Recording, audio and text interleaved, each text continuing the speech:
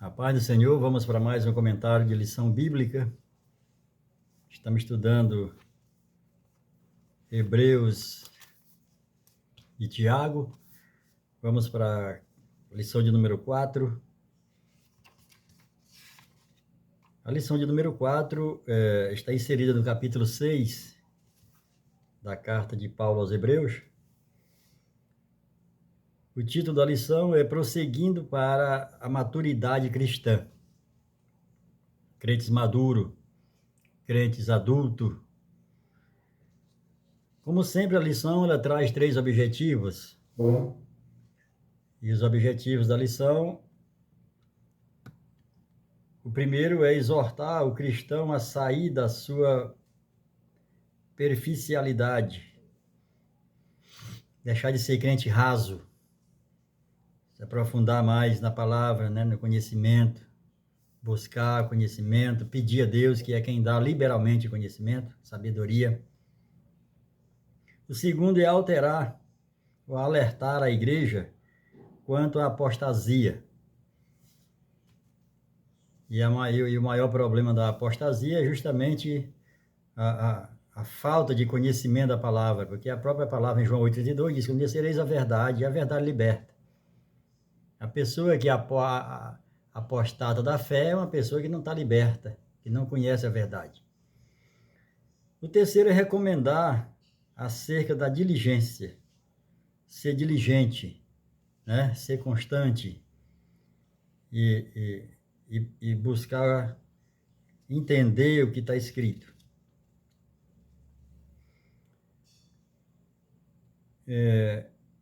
E aqui o comentarista ele traz aqui um questionamento bem interessante. Ele diz assim: perguntar não ofende, Quantas vezes você já leu a Bíblia? E se você estuda a Bíblia? Porque ler a Bíblia é uma coisa, estudar a Bíblia é outra, completamente diferente. E aí o comentarista ele traz esse questionamento, Quantas vezes você já leu a Bíblia, ou pelo menos um livro da Bíblia? Porque o que a gente mais vê são pessoas, inclusive pessoas pagãs, falando de Deus, falando do diabo, falando do céu e do inferno, sem nunca ter lido a Bíblia. E é totalmente fora de qualquer contexto. Você discutir uma coisa, você entrar num debate de um assunto que você não conhece. E é o que a gente mais vê. E no meio evangélico, você vê muitas pessoas que só ouvem. A Bíblia já está aqui, mas ela não entra aqui na palavra para saber o que a palavra diz. Ela já só ouviu e está vivendo aquilo que ouviu. E o ouvir é para crer. Agora, para entender, para conhecer, tem que ler. Só ouvir, sem olhar, porque muitas usam de engano, Pois bem. O textuário dessa nossa lição de hoje, dessa nossa comentário de hoje, ele vai dizer: por isso, deixando os rudimentos da doutrina de Cristo,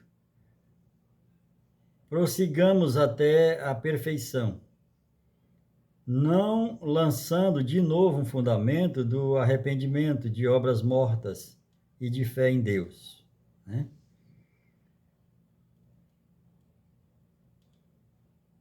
E aqui fala da perfeição. Como nós podemos ser perfeitos, sendo que a perfeição é só na pessoa de Deus, Em Jesus e no Espírito Santo. Em Gênesis 17:1, próprio Senhor, o próprio Deus fala com Abrão e diz: Abrão, anda na minha presença e ser perfeito. Ou seja, se nós quisermos ser perfeito, nós temos que estar na presença de Deus. Na presença de Deus nós somos perfeitos. Não por nós, mas pela presença dele. A verdade prática vai dizer: o verdadeiro cristão deve crescer na graça e no conhecimento. Está lá no profeta Oséias, capítulo 6, verso 3. Conheçamos e prossigamos em conhecer ao Senhor. A introdução da lição vai dizer: devemos lembrar que o capítulo 5 de Hebreus termina com uma exortação em função da negligência para ouvir. Aqueles que deviam ser mestre ainda não haviam crescido espiritualmente. Neste contexto, o escritor inicia o capítulo 6, convidando-os a sair da mesmice, sair da superficialidade, dos rudimentos e prosseguirem para uma vida cristã de maturidade. Então, lá em Hebreus capítulo 5, verso 12, diz, o apóstolo Paulo, né, vai dizer que eu trouxe um alimento sólido, mas eu vou devolver e eu vou trazer leite, porque eu achei que vocês, por ter nascido, por ser israelita, por ser israelense, por ser judeus, vocês teriam conhecimento da antiga aliança. Se vocês não têm conhecimento da antiga aliança, eu vou ter que trazer leite, porque vocês não estão aptos para comer um alimento sólido. E assim é também no meio da igreja. O próprio Jesus, quando se despede dos seus discípulos, ele diz, olha, eu tenho muito o que vos dizer, mas vocês não estão preparados agora. Mas eu vou para o Pai, vou rogar ao Pai e ele enviará um outro Consolador. Esse sim vai lhe ensinar, vai lhe dizer, vai lhe fazer lembrar tudo daquilo que eu lhes falei e vocês vão entender. Pois alimento líquido, né? Ao invés de alimento sólido, é o que o apóstolo está dizendo. Primeiro ponto, maturidade cristã. Deixando a superficialidade, as coisas supérfluas, aquela coisa que está em cima, que está ali na superfície, que nós possamos adentrar, né? Assim como o profeta, que Deus manda ele entrar na água, ele diz, eu entrei na água que dava pelos artérios, aqui nos tornozelos, e aí ele foi entrando, que dava na canela, que foi no joelho, e que foi, daqui a pouco ele estava entrando, inundando nesse rio. Esse rio significa conhecimento, o rio da água viva. E é o rio que todos os cristãos devem entrar, devem mergulhar. Por isso, pondo de parte os princípios elementares da doutrina de Cristo, deixemos-nos levar para o que é perfeito. Os hebreus estavam acostumados com o trivial. Qualquer semelhança com a geração pós-moderna não será mera coincidência. A igreja brasileira sofreu e ainda sofre, né? Com muitos pregadores, com mensagens triunfantes, sem aprofundamento bíblico. Sofreu muito, né? Nas últimas 2 décadas. E ainda sofre, agora estamos colhendo o resultado. Crentes imaturos, cheio de mimimi, sem conhecimento da palavra, só palavra de jargão, né? E palavra essa que a maioria nem na Bíblia tem, de dizer que nós temos poder para amarrar Satanás. A Bíblia, em lugar nenhum da Bíblia está descrito isso. Nós não temos esse poder para amarrar Satanás. E até porque Satanás não é o ser humano que amarra. Quando ele vai ser preso, é Jesus que vai prender ele. Quando vai soltar ele de novo, é Jesus que vai fazer isso. Não tem nada humano nisso. A palavra de Deus diz que é para a gente resistir a ele e ele foge de nós. Aí sim, mas amarrar, brincar com ele, não tem lugar nenhum na Bíblia dizendo isso. E aqui, no segundo ponto desse primeiro, vai dizer a base do arrependimento, né? Arrependimento, obras e fé. Não lançando de novo a base do arrependimento de obras mortas, de fé em Deus. Então, o comentarista está trazendo aqui a Hebreus capítulo 6, versículo 1 da parte B. Porque a salvação de Deus, a fé, é um dom de Deus. E assim como a salvação, que é um presente, é um dom, é irrevogável. Deus não toma de volta.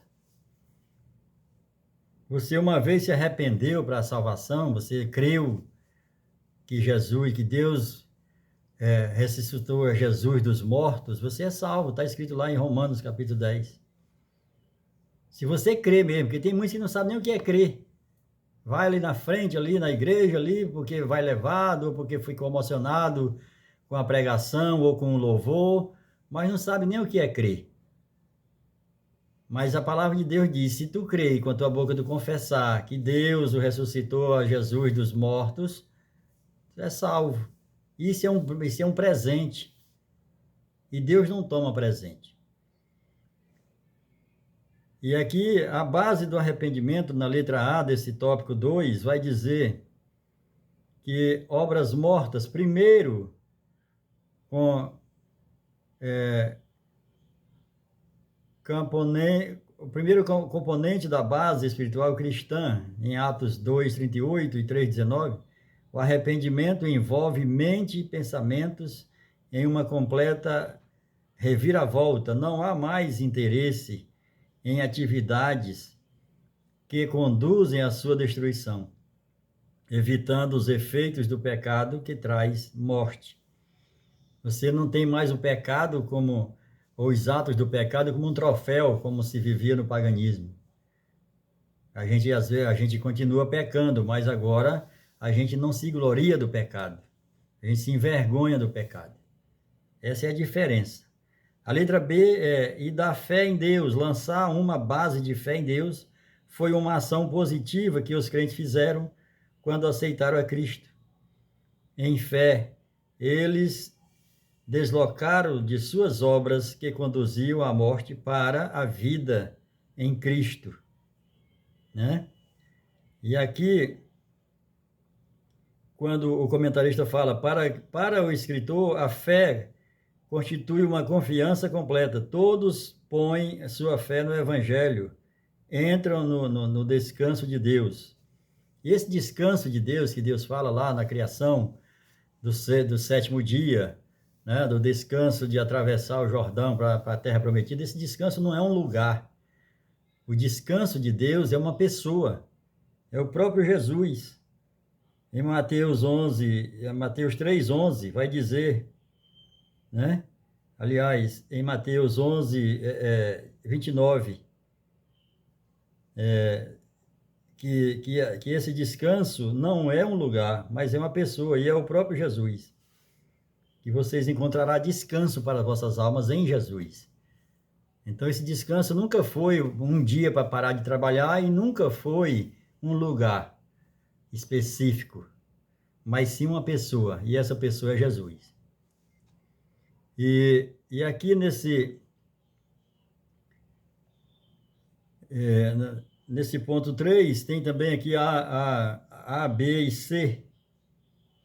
E aí a letra A vai dizer, ensino de batismos. A primeira fase na instituição do crente é o ensino a respeito de batismos. A esse respeito de batismos, a expressão no plural provavelmente expressa um contraste entre batismo cristão e todos os outros. Aqui o comentarista também não entendeu acerca dos batismos, né? O comentarista aqui não soube, ou não entendeu, mas existem 3 batismos, e não é os outros batismos anteriores, passados. Aqui está falando dos batismos no plural, são os batismos depois do batismo nas águas, né? Depois do batismo nas águas, em Mateus 3:11, Jesus vai falar, né? Ali João falando, dizendo, olha, eu vos batizo com água, mas após mim, ou depois de mim, vai vir um que é mais poderoso do que eu, e ele vos batizará com o Espírito Santo e com fogo. Ou seja, nós temos aí uma conjunção e, está separando ali. É batizado em águas e vem Jesus que batiza com o Espírito Santo e com fogo. Não é a mesma coisa, como nós fomos ensinados errado, e até o comentarista aqui não deu ênfase, não andou, não prosseguiu, porque ele faltou entendimento desse versículo. Mas são 3 batismos. Batismo nas águas, batismo no Espírito Santo e batismo com fogo. Depois do batismo com fogo, você não tem mais sua vida por preciosa. Você não tem mais seus bens, assim no sentido de eu não vou fazer isso para o Senhor porque me custa caro, eu não vou fazer isso, não. Depois que você é batizado com fogo, aí você entregou-se a vida inteiramente ao reino de Deus. O que aconteceu com os discípulos ali. Até então eles eram batizados só no Espírito Santo, eram cheios do Espírito Santo, mas eles não tinham coragem de pregar o evangelho, estavam com medo no cenáculo, com medo dos judeus, com medo dos romanos. Mas depois que eles foram queimados, que eles foram batizados com fogo, aí sim, aí eles abriram as portas e foram pregar e deram as suas vidas, se entregaram para o reino de Deus. Essa é a diferença. Então, são 3 tipos de batismo: batismo nas águas, com o Espírito Santo e com fogo. A letra B vai dizer, da imposição de mãos. É recomendada por Jesus para a cura de enfermos e para abençoar pessoas. Em Atos, resulta também no transbordar do Espírito Santo. Outras passagens mencionam quando a ordenação ao serviço ministerial. Na antiga aliança era com óleo, a pessoa ungia o rei, ungia um profeta, ungia o sacerdote, ungia os utensílios da casa de Deus. Mas na nova aliança, no evangelho, na graça, o óleo não existe mais unção. Eu vou ungir o irmão para ser diácono, para ser presbítero, evangelista. É pela imposição de mãos. É só orando, apresentando ao Senhor, né? Porque já fomos chamados, já fomos escolhidos, né? Então é só pela imposição de mãos. Aqui na letra D vai dizer, e do juízo eterno, logicamente relacionada à ressurreição, implicada na ressurreição do justo e do julgamento do ímpio, né? Aqui desse juízo eterno. Esse juízo eterno, ele vai acontecer depois do milênio, a guerra de Gog e Magog. E muita gente também, por falta de entendimento, mistura Gog e Magog com o Armagedon. O Armagedon vai ser no Vale do Armagedon, o Vale do Sal, tem muitos nomes ali em Jerusalém. É quando, ali no milênio, né? Na grande tribulação. Agora, no final do milênio, quando Jesus realmente vai dar o seu juízo final para levar as pessoas da sala, da antessala do lago de fogo, que é o inferno, para o lago de fogo. Aí nessa guerra de Gog e Magog, que é misturado, que é ali colocado como a mesma guerra que vai ter acerca do Armagedon. Pois bem, o segundo tópico da lição vai dizer os perigos da apostasia, né? Os perigos da apostasia. O que é apostasia? É impossível, pois, que aqueles que uma vez foram iluminados e provaram do dom celestial se tornaram participantes do Espírito Santo e provaram a boa palavra de Deus e os poderes do mundo vindouro. O perigo da apostasia é tão real hoje como era quando essa carta foi escrita, né? O que é apostasia? Apostasia é quando a pessoa cai para a direita. Tem uns que cai para a esquerda, cai para a direita. Esse simbolismo pode dizer a pessoa que cai para a direita, ele não acha que errou. Ele acha que ele subiu de nível, ele acha que ele melhorou, porque ele caiu para a direita. O que cai para a esquerda é aquele que realmente entende que errou, que caiu. E esse tem arrependimento, esse volta. Mas o que cai para a direita dificilmente volta, porque ele não acha, na mente dele ele não errou.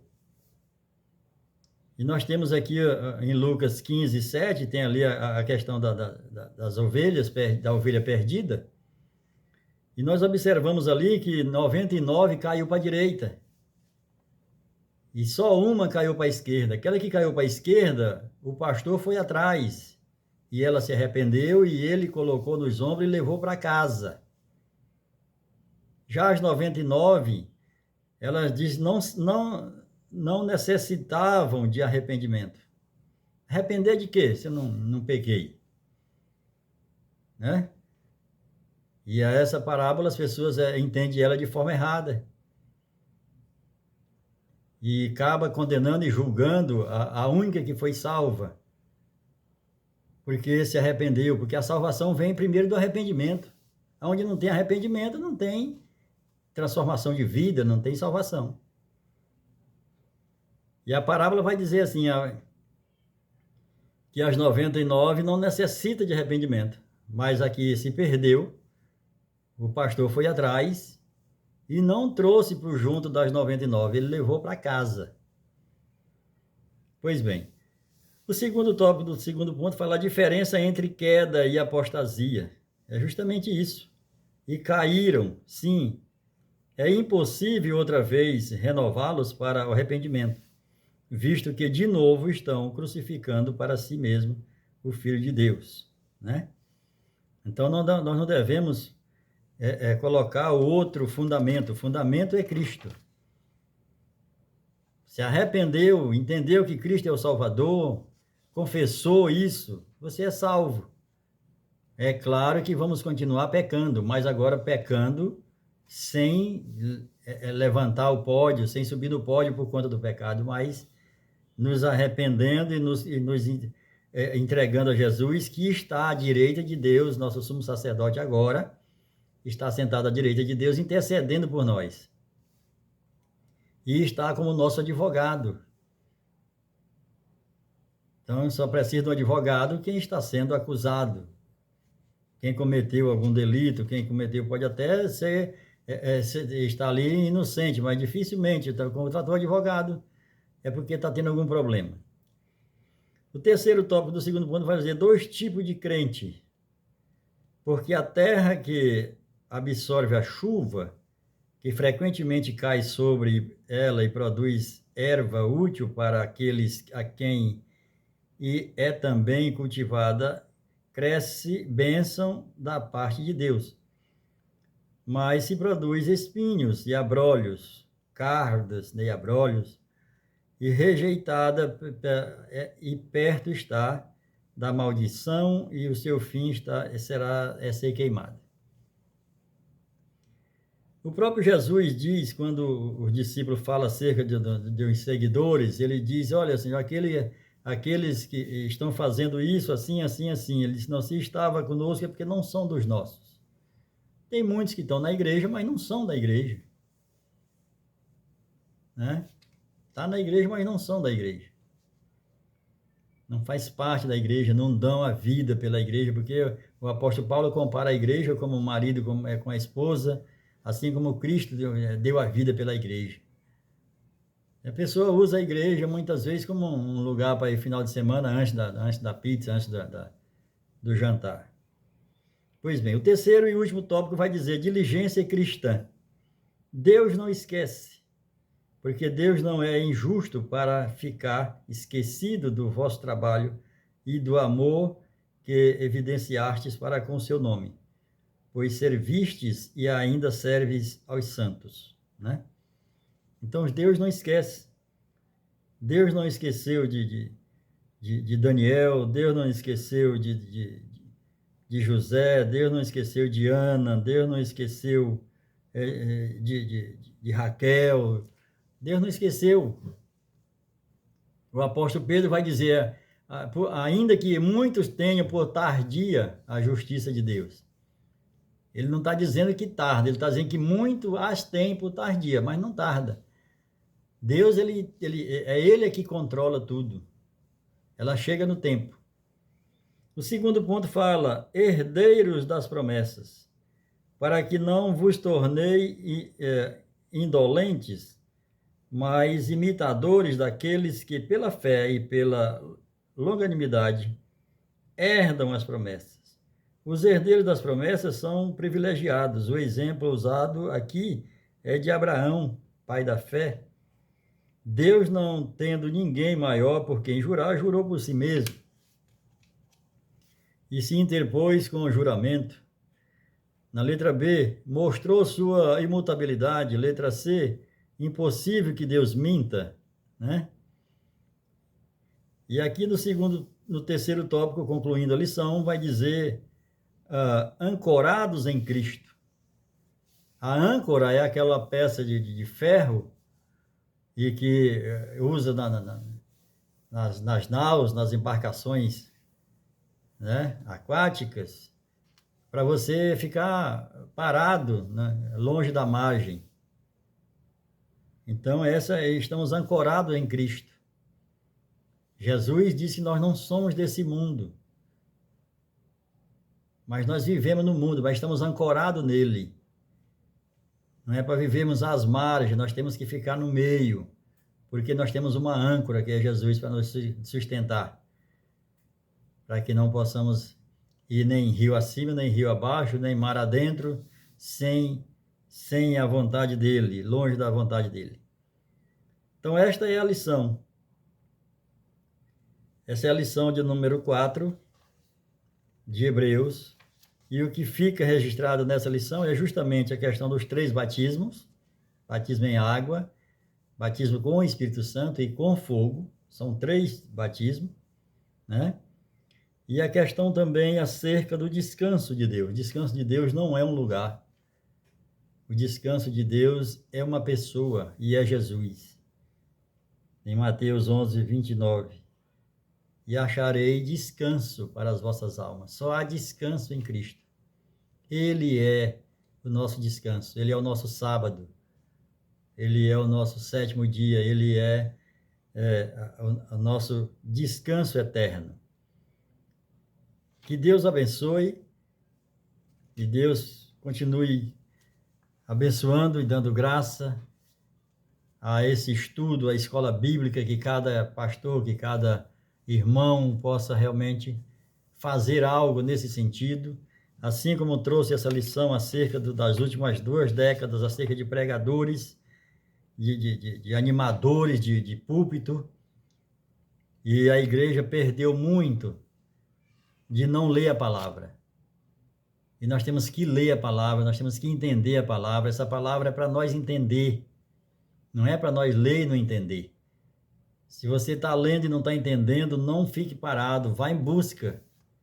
A resposta de Deus, a resposta correta, ela vai te satisfazer. Se está te deixando em dúvida, porque não está a resposta certa. E não fique ligado a rudimentos. Não fique ligado a uma pessoa, porque você acha que essa pessoa sabe muito. Cuidado. O apóstolo Paulo, ele vai falar que ninguém vos pegue com presa fácil acerca do vestir, do comer, do dia de sábado e de muitas outras coisas, dia de festas. Cuidado com isso. Nós temos aqui, na questão da apostasia, muitos crentes apostatando da fé no sentido da Páscoa, do Natal, festa junina.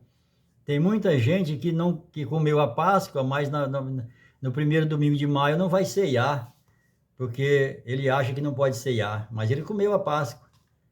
Ainda comeu a Páscoa errada, comeu chocolate. Porque ninguém faz mais a Páscoa. A Páscoa foi Jesus, quando ele institui a ceia, quando termina a Páscoa, depois de comer a Páscoa, ele institui a ceia. E a Páscoa não existe mais, ninguém pode comemorar mais a Páscoa. E até porque, se quiserem comemorar, tem que ser da forma que está escrito lá, é um cordeiro, com ervas amargas e pão sem fermento e vinho. Essa que é a Páscoa, não é chocolate, não tem nada a ver. Mas tem muitos crentes que participam da Páscoa pagã e não participam da ceia. Esse que é a situação de derrota. Que Deus abençoe a todos. Em nome de Jesus, amém.